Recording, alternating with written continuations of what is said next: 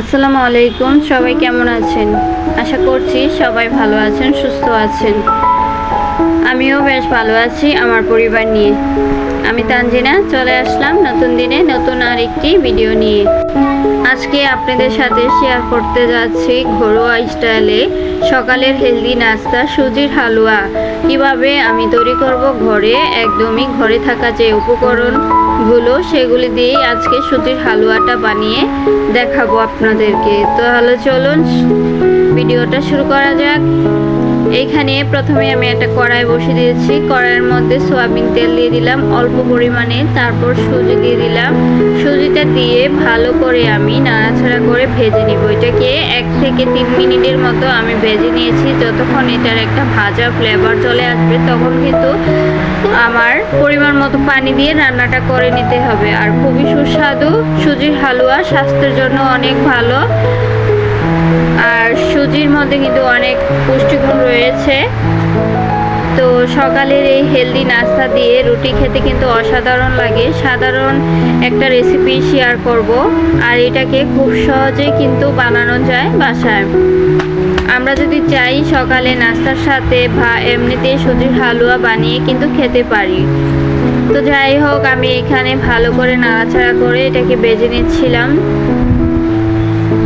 তো প্রিয় আপুরা যে এখান থেকে দেখছেন, একটা লাইক করবেন প্লিজ, একটা লাইক দিয়ে দিবেন, কারণ লাইক কিন্তু খুবই কম পড়ে। লাইক করে ভিডিওটা দেখা শুরু করবেন। আর যারা নতুন, যদি ভিডিওর কোনো অংশ ভালো লেগে যায় প্লিজ সাবস্ক্রাইব করে পাশে থাকবেন।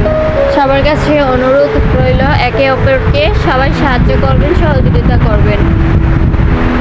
তো সুজিটা কিন্তু আমার ভাজা হচ্ছে। এটাকে প্রায় অনেকক্ষণ ধরে আমি এভাবে ভেজে নিচ্ছিলাম আর কি, যতক্ষণ ফ্লেভারটা না আসবে। আর সুজি ভাজার পর একটা সুন্দর ফ্লেভার কিন্তু চলে আসে। তারপর এইখানে আমি অল্প অল্প করে পানি অ্যাড করে দিব, না হলে দলা পেকে যাবে। এটাকে অল্প করে পানি দিয়ে নাড়াচাড়া করে নিচ্ছিলাম।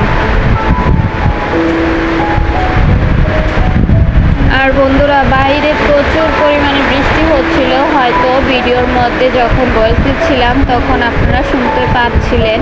বাইরে কিন্তু অনেক বৃষ্টি হচ্ছে, অনেক বাতাস। তো যাই হোক, আমি যেহেতু আর সময় পাইনি, বৃষ্টির সময় কিন্তু আমাকে ভয়েসটা দিতে হয়েছিল, সেজন্য হয়তো অনেক সাউন্ড আসতে পারে। তো এইখানে আমি সুজিটার মধ্যে একটা এলাচ আর একটা তেজপাতা ছিঁড়ে দিয়ে ভালো করে নাড়াচাড়া করে নেব। আর এখানে দুধ অ্যাড করে দিব, দুধ দিয়ে সুজির হালুয়াটা করে নিব। তো সকালবেলা যদি একটা হেলদি খাবার খেয়ে দিনটা শুরু করা যায় তাহলে কিন্তু ভালো লাগে। আরও এখানে অ্যাড করে দিব স্বাদ মতো চিনি। তা আমি যেহেতু মিষ্টির পরিমাণটা কম দিব তাই চিনিটাও কম নিয়েছি। আপনারা আপনাদের ইচ্ছা মতো মিষ্টি বা কমিয়ে বাড়িয়ে দিতে পারেন। আর দিয়ে দিলাম স্বাদ মতো লবণ, স্বাদটা বাড়ার জন্য।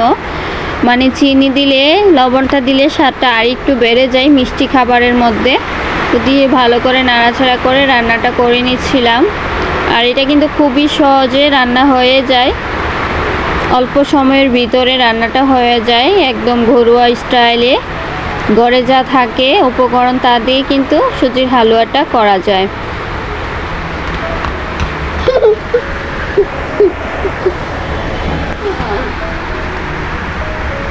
তা আমি এটাকে বেশি ঘন করব না, কারণ নামানোর পর কিন্তু সুজিটা ঘন হয়ে যায়, সেজন্য বেশি ঘন না করেই নামিয়ে নিব।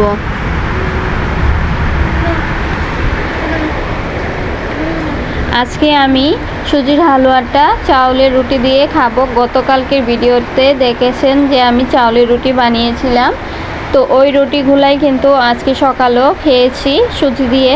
তো ওইটাও আপনাদের সাথে শেয়ার করব।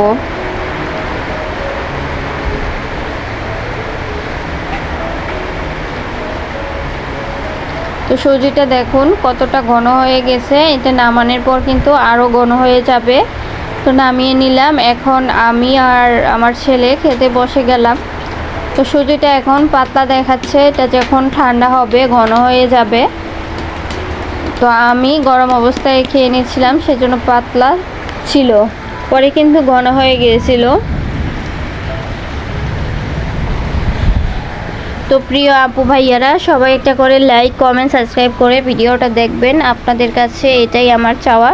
আর যারা আমার ভিডিওটা সুন্দর করে ফুল ওয়াচ করে ধৈর্য সহকারে দেখেন, তাদেরকে অসংখ্য ধন্যবাদ। সুন্দর সুন্দর কমেন্ট করার জন্য সবাইকে ধন্যবাদ। অনেকেই কিন্তু কমেন্ট করে, সবার নাম তো আর আমি কমেন্ট পড়ি না, মানে কমেন্টগুলো ভিডিওতে আর পড়ি না। যদি পড়তাম তাহলে জানতে পারতেন। অনেক আপুরাই কিন্তু সুন্দর সুন্দর কমেন্ট করে। তো এই তো আমরা মা ছেলে খেয়ে নিচ্ছিলাম। তো আজকের মতো বিদায় নিচ্ছি। কেমন হয়েছে ভিডিওটা অবশ্যই কিন্তু কমেন্ট করে জানাবেন। আর সহজ সহজ ভিডিও, নতুন নতুন ভিডিও পেতে কিন্তু সাথেই থাকবেন। আমি চেষ্টা করি কিছু না কিছু আমার কাজের অংশ আপনাদের সাথে শেয়ার করার জন্য।